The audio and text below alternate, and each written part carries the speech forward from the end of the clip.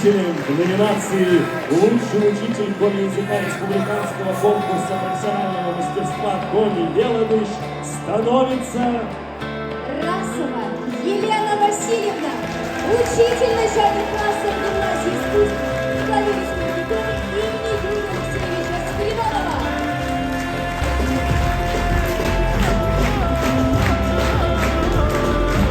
Благодарим Амбар Мичарова.